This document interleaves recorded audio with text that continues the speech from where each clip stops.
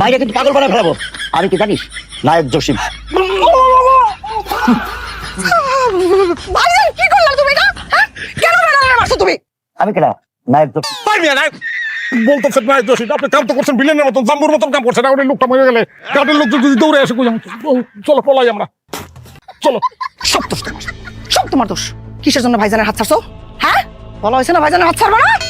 যদি লোকজন আসে আর যদি কিছু বলে, সমস্ত দায়ভার তুমি নিবা। আমার এই নিষ্পাপ ভাইয়ের কোনো দোষ নেই। সরি বউ, সরি বউ, দেখো তোমার সরি। সরি বউ, সরি।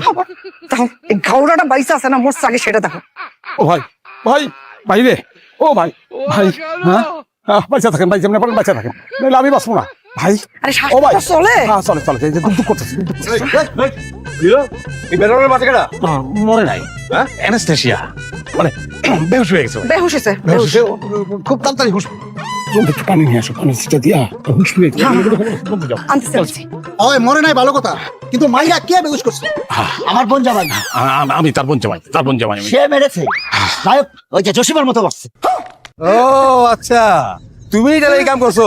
ওই পিটা ভাই সত্যি কথা না, একটু শোনেন, একটু জিরান ভাই। আমি আমি আমি মারি নাই, আমি মারি নাই। সে হয়েছে, সে আমার বোন জামাই, আমার বোন, সে আমার সম্বন্ধী।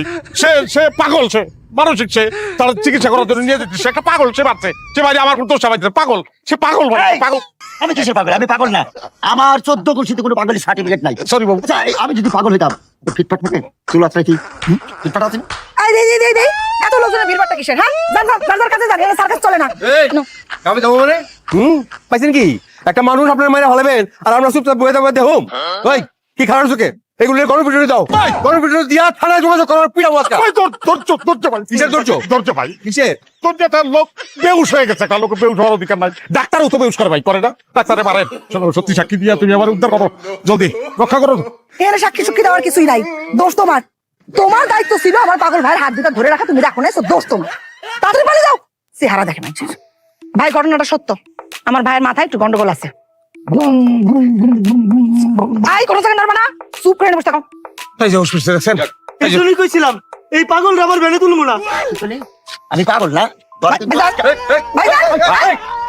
ভাই শোনেন, একটু শোনেন, একটু সবাই একটু হেল্প